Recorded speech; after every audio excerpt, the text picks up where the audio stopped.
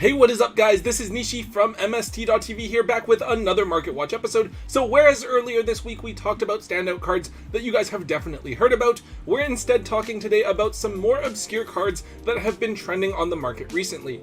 Now for the most part, these are some odd techs, more obscure price spikes that'll make you guys wonder what the heck the community is thinking. But of course they are still things that we should pay attention to, especially if they're cards that you can offload now for some unexpected value and we can take advantage of the hype. Let's get started. First up, we have Chain Disappearance. So this is quite an old card coming out in Invasion of Chaos. It's something that has seen use several times since its release, but hasn't seen any sort of competitive play recently. It's a pretty simple normal trap card. When a monster with 1000 or less attack points is summoned, you banish that monster, then banish all copies of that card from your opponent's hand and deck as well. Sort of strange, but this card is being considered as a tech in the current format, going first. Of course it's a normal trap, so it is a thrust target, but using this card against either Snake Eye Ash or Low can be a very big hit to the Snake Eye or Voiceless Voice strategies respectively. This card has several printings out, a lot of them are in lower rarities. However, there's two nice holo versions for us to pay attention to. The first is the Turbo Pack Super Rare, which is actually around $15 right now. That version hasn't actually moved on the market much at all. However, the graph you guys are looking at here is for the Secret Rare from Legendary Collection Kaiba, which used to only be $1 or so, but is now actually up to around $5 a piece. Outside of these two, I guess there's technically the Gold Rare printing as a holo, and then there's some commons and rares, but for the most part they're only around $1 each. So overall, I'm not sold on this one. If we were actually going to see this card starting to see play, then players would be buying out the supers, but obviously they're not. The fact that only the secret is moving tells me that someone or some people are trying to force up the price of the secrets because they were only $1 or so each before, so super easy to buy it out and try to inflate the price and move it at a profit. Even so, I don't think that the card is that great against Snake Eye, since you can just use Oak to summon it back from your banished pile anyways.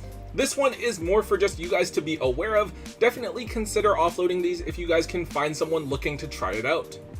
Up next, we have number 35, Ravenous Tarantula. This card is a generic rank 10 monster, and it has three pretty crazy effects. It starts off at 0/0, but it boosts the attack and defense of all your monsters that you control by the difference between your life points and your opponent's. It has a continuous effect where it burns your opponent for 600 damage each time they special summon, and you can also detach a material from this card to destroy all monsters your opponent controls with attack less than this card's. So yeah, pretty neat. This card is primarily used by decks that can make rank 10 Xyz monsters to climb into number 77, the 7 Sins. For now, this card is being hyped up as an extra deck option for the yugioh strategy, which looks like it will be top tier as a contender after its next wave of support in Legacy of Destruction. On top of that, we did see number 77 get a reprint in Battles of Legend Chapter 1, but for some reason number 35 wasn't included. Price-wise, with just the one printing, you guys can obviously see here that sharp incline over the last week or so. This card hasn't been a penny stock recently, but it was sitting around the $5 to $6 range for quite a while. The recent demand for the card has caused it to shoot up though. When I was looking at its price yesterday, they were around $20 early on. There's a couple of people listing them back up already, so they're already down to around $15, but still a pretty sharp incline that is worth noting. If you guys are planning on playing the Yubel deck, I do think this is a card that you should run in the extra deck if you have it available. I think that with Yubel, they're not super dependent on the extra deck, they mostly play a bunch of super poly targets, but it's cool to have access to this package just in case it's needed. Keep one copy for yourself if you're interested in the deck, but other than that, definitely offload your extra copies of this card before it gets reprinted. The next card here is Schuberta, the Melodious Maestra. Every time I see a Melodious card that's worth more than $1, I'm always pretty surprised, but the Melodious archetype is getting a few new support cards in Legacy of Destruction, and they're actually enough to make the deck a pretty solid rogue strategy. I believe the card we looked at before is First Movement Solo, which is a starter for the deck, but Schuberta is actually here as a solid extra deck option for them. It just requires any 2 Melodious monsters as material, and it has a quick effect to banish up to 3 cards from either player's graveyard. Obviously right now, this card can be pretty strong since you could banish cards like Garunix and Promethean Princess, though of course it will depend on how the format looks in a couple of months.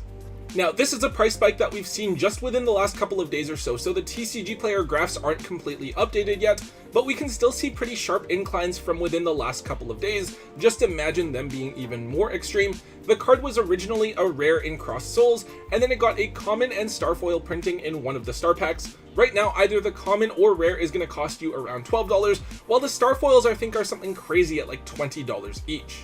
So I'm not too sure about Melodious. Like, there has to be a reason that this card was just bought out. Maybe someone came up with some secret spice for the Melodious deck, but I haven't seen anything recently. And then even looking at OCG meta trends, right? After Snake Eye Fire King, yes, there is the odd deck here and there like Ritual Beast that tops, but I haven't seen any Melodious lists come up at all.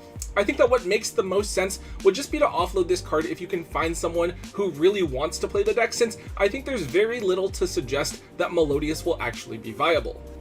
Moving on, we have Rank Up Magic Soulshave Force. This is a card that I think we've talked about several times on Market Watch before. Like, I'm pretty sure it comes up maybe once a year or something like that. Right now, Raid Raptors are a pretty strong deck, and I think a lot of players are big on it. They got some really cool new support cards in Phantom Nightmare, and they have a big boss monster that's difficult to get rid of as well. Soulshave Force is just a one-of for Raid Raptors, but they're actually able to search it directly out of the deck. In the past, they would use this card to turn 4 Strix into Cyber Dragon Infinity. I don't know if that's still the play. I've seen some people talk about using DDD Kali Yuga as well to freeze the board and blow up back row. I think the last time we saw this card hyped up was when Rusty Bardiche was finally unbanned, and players thought that Phantom Knights were going to be meta relevant. However, that has been quite a while, and so Soulshave Force has fallen to just being a couple of dollars for a while there.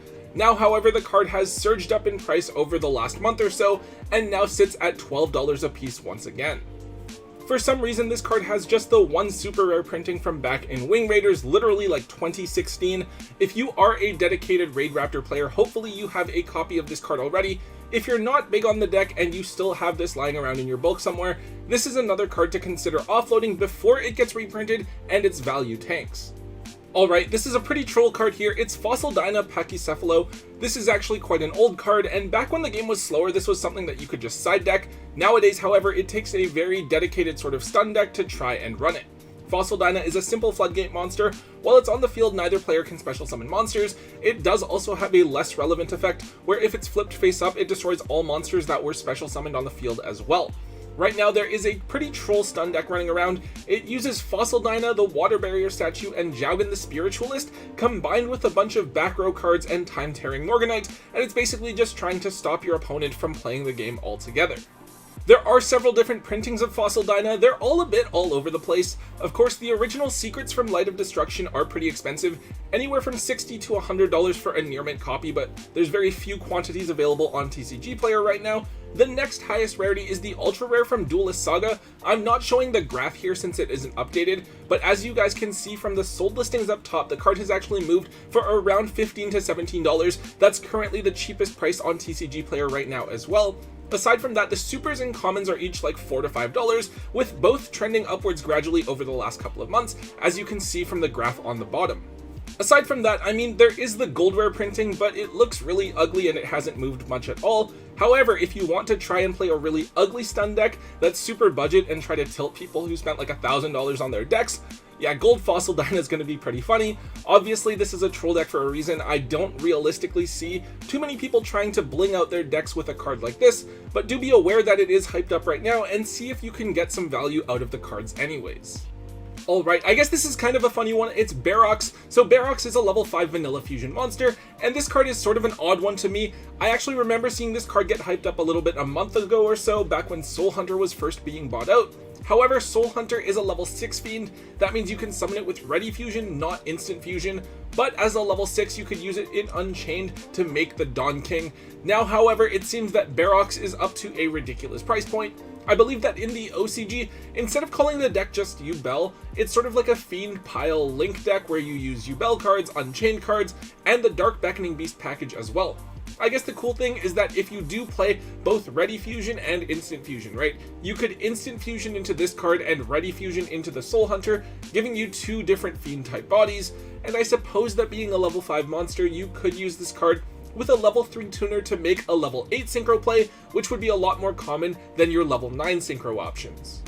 So I'm hesitant to say that this card was bought out. It seems like just all of the listings were pulled. There's only one copy available on TCG Player as of when I'm filming this on Wednesday night, and it's at $30. If we look at the sold listings, there's just the 2 copies that moved over Tuesday and Wednesday, a near mint at $30 and a lightly played at $20 as well. I don't know, with this card, I don't think anyone is seriously looking at using it, but with all of these short printed fusions from back in Astral Packs, it's more of just like, you never know what specific type and or level combination is going to work for a certain deck, so it's almost just better to have them all available in case you need to try them out. Given that this doesn't seem to have any direct usage within the meta, maybe keep this in your binder and see if someone's actually willing to pay up for this super inflated card. And finally, I guess it's not exactly a card maybe, but it's still worth noting, this thing is trending up. It's the Primal Being token. So technically this is an official token that is summoned off of Nibiru, and it came out back in OTS Tournament Pack 12. Now in the current format, Nibiru is actually a really important card. The timing with which you use it against Snake Eye Fire King is very critical, and using it at the right time can be the difference between winning and losing the game. Of course, Nibiru is always a relevant card, but it just fluctuates in and out of formats. Sometimes it's amazing in the main board, and other times it hardly sees play in the side deck. That said, now that everyone is playing Nibiru, it seems that players are wanting the official token to play with it, and the token itself is actually trending upwards. As you can see here, the token hasn't historically been crazy expensive, mostly around that $6 range, but it has gone straight up over the last month or so. I believe that yesterday morning this was actually at $20 lowest on TCG Player. It's cooled off a little bit since then to around the $15 mark. So I guess the thing with the token is you can use any token card, right? It doesn't have to be this token specifically. It's just that this one is cool to have. I actually think it's more of like how players will have a nice non-Yu-Gi-Oh card as a field center. Maybe they have a nice mat or a deck box that they like to show off, so they spend money on it, but it doesn't really affect the game at all. That's exactly the same thing as having this Primal Being token card. If you guys do think it's nice, then go ahead and keep it, right? It doesn't hurt. But if you guys have these sitting around in your bulk from when OTS 12 was current, and these are just sitting there, now is a great time to offload them. Alright guys, that is all we have for today. Definitely some strange cards that we're talking about, but these random buyouts of obscure cards are always important to make note of. I know that for myself, with things like Schuberta and Fossil Dyna, I have those just lying around in my bulk, but that's why I keep so many cards. It's great to be able to take them and just offload them whenever they spike, because that's a ton of unexpected value for you. Anyways guys, if you did enjoy today's Market Watch, make sure you let me know by hitting that thumbs up button. Make sure you leave a comment in the comment section down below and hit subscribe if you haven't already. And until next time guys, don't forget to hold on to your MST.TV.